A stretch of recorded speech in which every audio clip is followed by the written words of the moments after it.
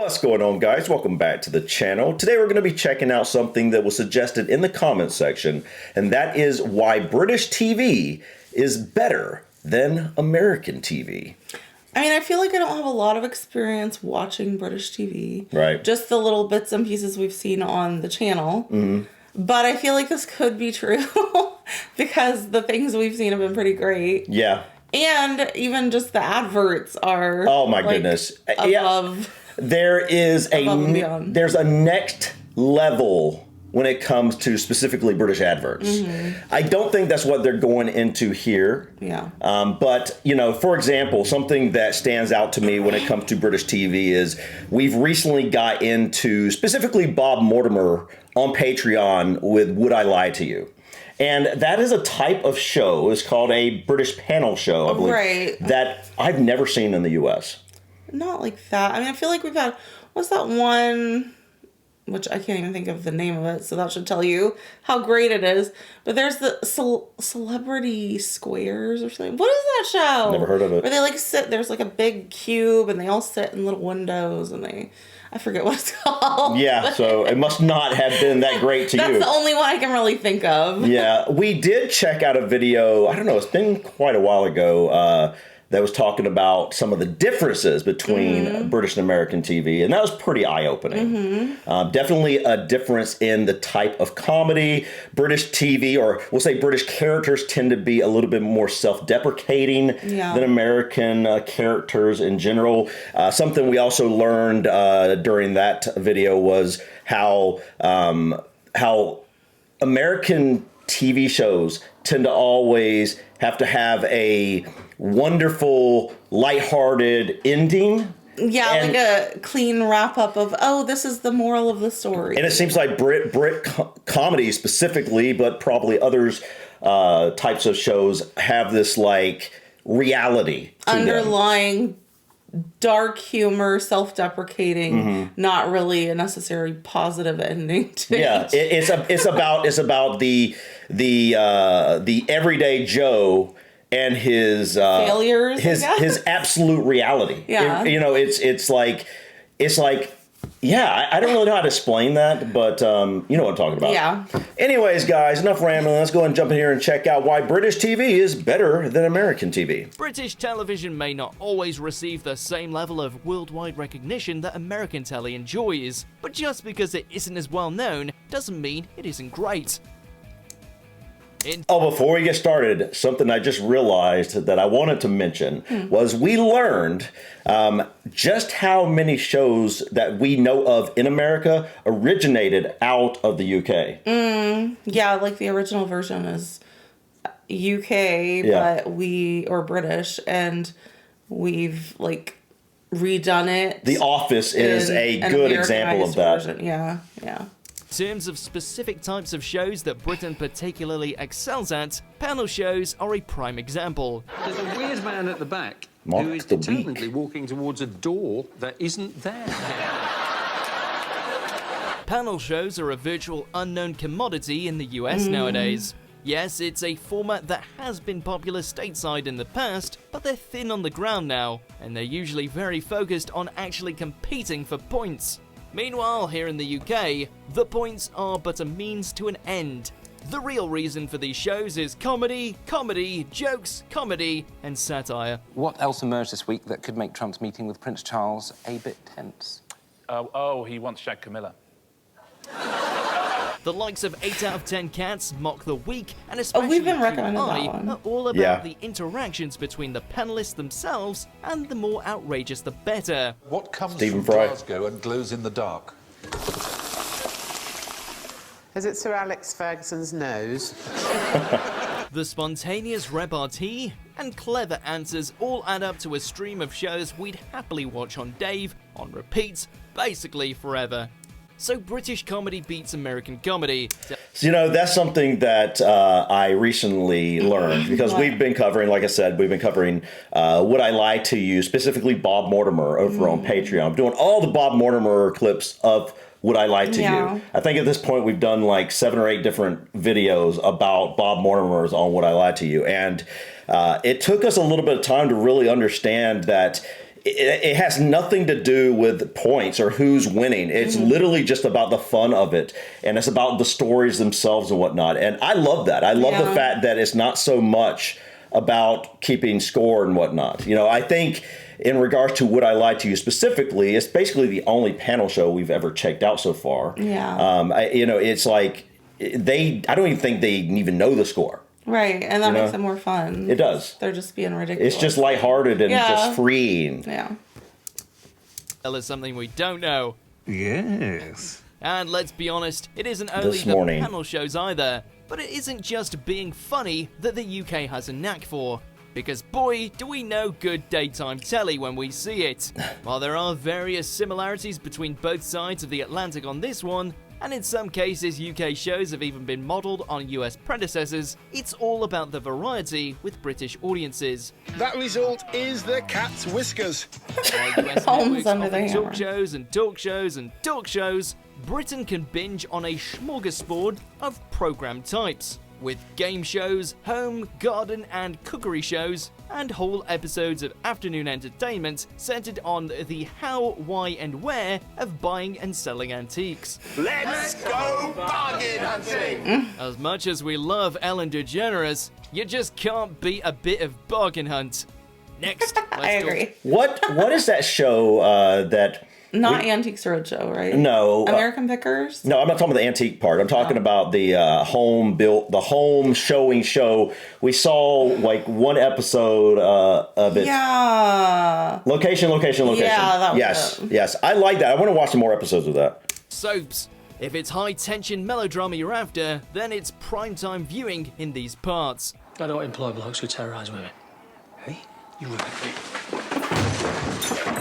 While the humble soap has fallen by the wayside in America, nudged out in favour of an ever-lengthening list of CSI and Law and Order types, not only are the likes of Corrie and EastEnders still popular in Britain, but they're also better executed. So you want me to stay in here?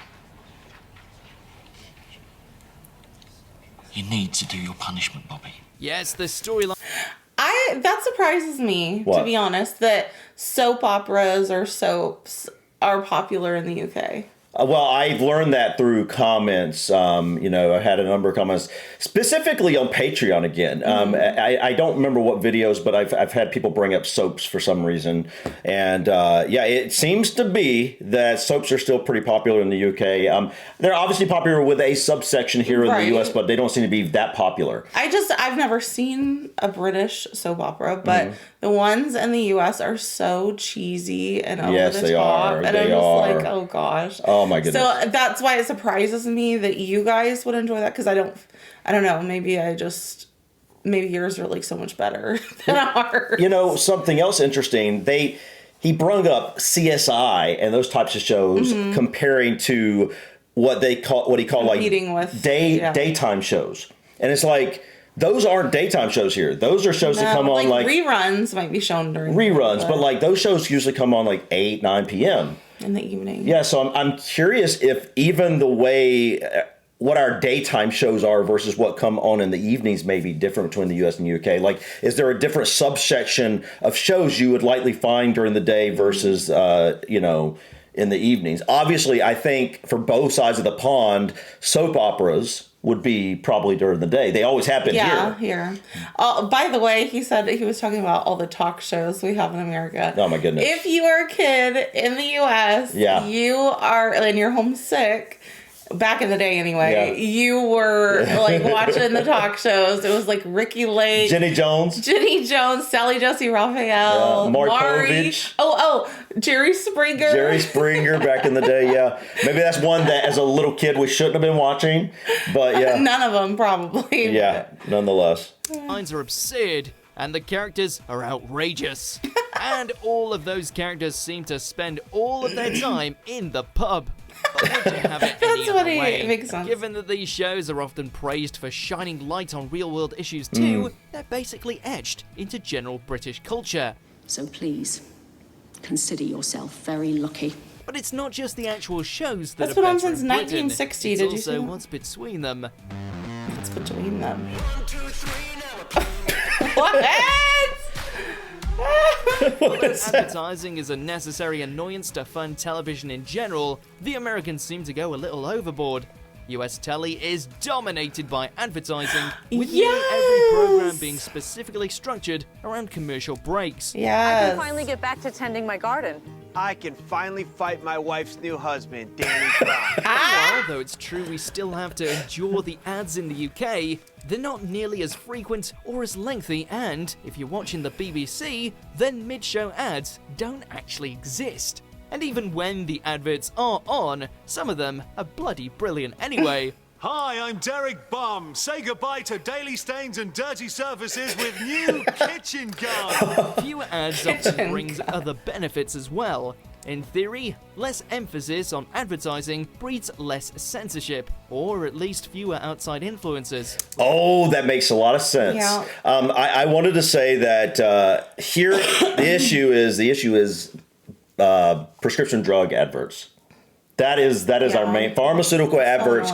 We are one of only 2 countries in the entire world, here in New Zealand, I believe, that allow pharmaceutical adverts. And I hope that in the near future, that is a thing that's in the past. Why in the world do I, sitting in my house, need to know about some kind of random drug? Right. Like, ask for it by name. Yeah, ask for it by name. I always say that at the end of these adverts. You want. Right. It's like if I have an issue and it's severe enough to where I need to go to a doctor for it, maybe the doctor will have an idea of something that I should possibly take instead of me sitting at home being like, oh my goodness, I need to go and tell my doctor about this advert. Who knows? Maybe you don't even need a prescription drug, and maybe it's there's a different. Of course, we're just saying though, like in terms of like it's just ridiculous. Yeah. I think everybody watching this probably agrees that pharmaceutical adverts are ridiculous.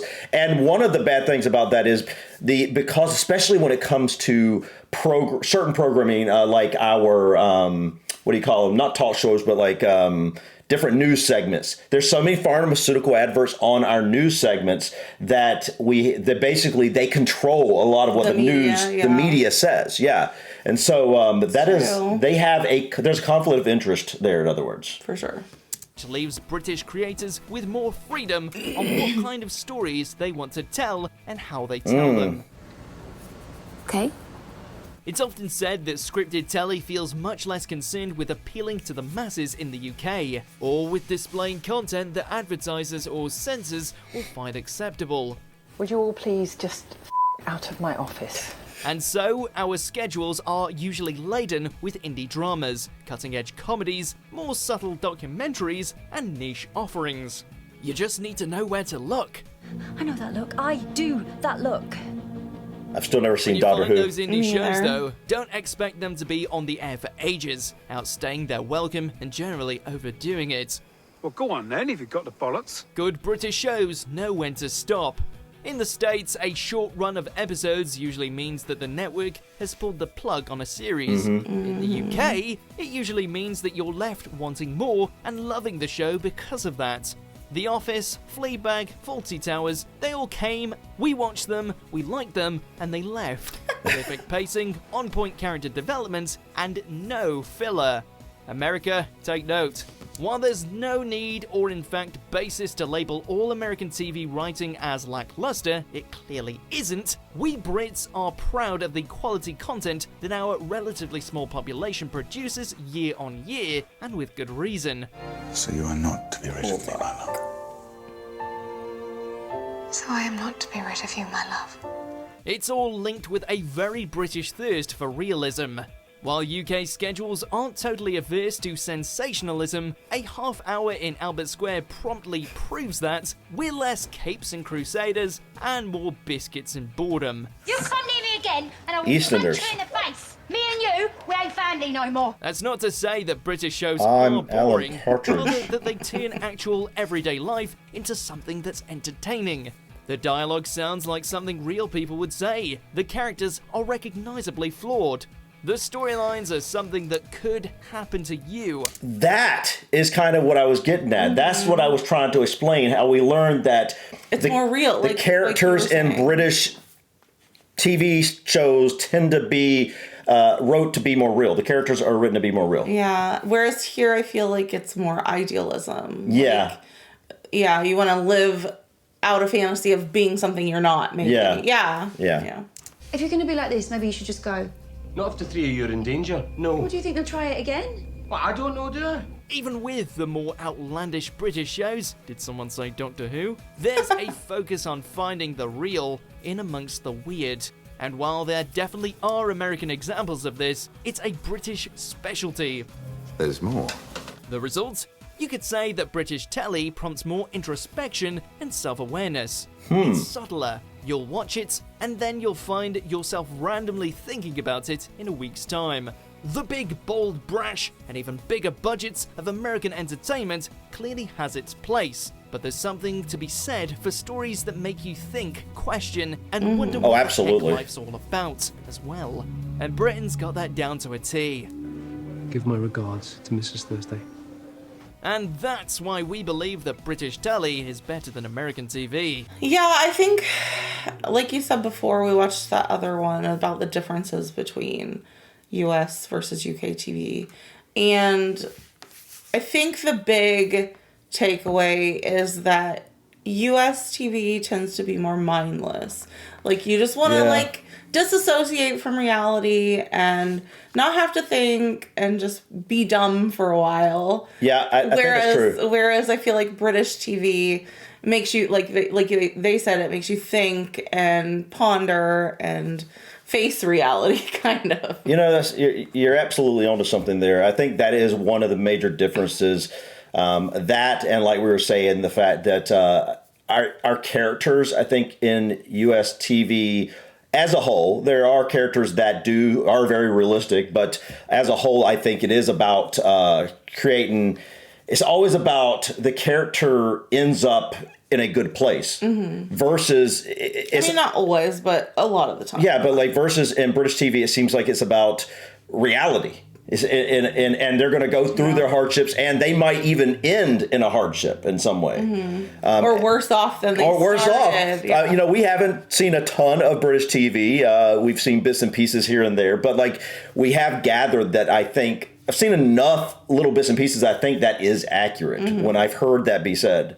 I would be curious also, those of you who watch American television to some degree, what your favorite shows to watch are, because it would just be interesting to see what would appeal to a British audience. Yeah, that's true. It would be interesting to see what types of American shows are more similar to what you're used to in the UK compared, or maybe not even necessarily what you're used to, but just the things you would enjoy from here. You know, one thing that he brought up really has me thinking, and that is how he said that British television shows tend to end very quickly. They don't drag on. Versus here in the U.S., our shows tend to drag on quite a bit longer than they should in a lot of cases. Now, that said, in recent times, we've seen this phenomena where on streaming services, the shows actually don't finish. They last for one season, and you're watching it thinking they're going to have another season or whatever. And you really liked it, and it was good. Yeah. And it's so disappointing. That's why, honestly, I don't even want to watch shows anymore that only have one season. I prefer to wait till the show is over to start it. That's very true. But, I'm sort of thinking, a lot of the shows, my favorite shows have been shows that were extremely long. For example, Dexter.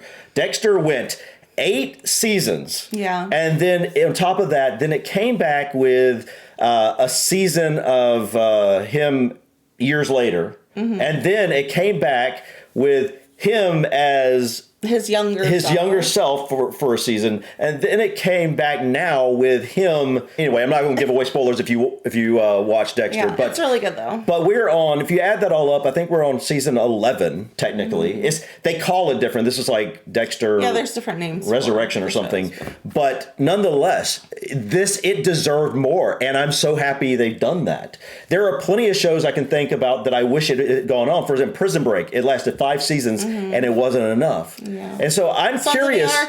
Sons of Anarchy. It lasted 7 seasons, and I could have watched that thing for another 7 seasons. Yeah. Some of my favorite shows lasted pretty long period of time, but they weren't enough. I could have literally watched those shows for the rest of my life. Yeah, I think we speaking for us as Americans, I don't know about the rest of America, but I feel like we have a problem letting go of the characters we love. And so that's one thing that I think I would have a hard time with British TV, is because I would just always like, but I want more of that. I love the show and that's cool, but it'd be frustrating for me. I'm curious what you guys think about that. Granted, I don't know what all shows end too quickly versus you feel like they ended, maybe the show, for example, maybe The Office UK, I believe it lasted 2 seasons. Maybe it ended when it should have. Maybe that was a wrap up. Maybe you would be sitting there like, I don't need no more of that. That was good. I'd be curious what you guys think of that. Do you think that is accurate that UK shows end very quickly compared to US shows? And I do believe that's accurate because I've heard that elsewhere as well. But I'm curious, what do you think about that? Do you feel like you usually need more, or do you feel like it wrapped it up and it's good to go and you're done with that and you move on? Yeah. Granted, I will say I don't generally watch a ton of TV, and I think that is why I do get so involved with the characters of TV shows that I really enjoy, because I don't watch a lot of different shows. So when I get into a show, it's kind of a special thing for me because it doesn't happen all that often. Yeah, true. Anyways, guys, I think that's it for us today. Thank you so much for stopping by. Please click that like button. Feel free to drop your comments or suggestions about this video or others. And don't forget to subscribe to continue to follow us on our journey. Until next time, peace. Bye.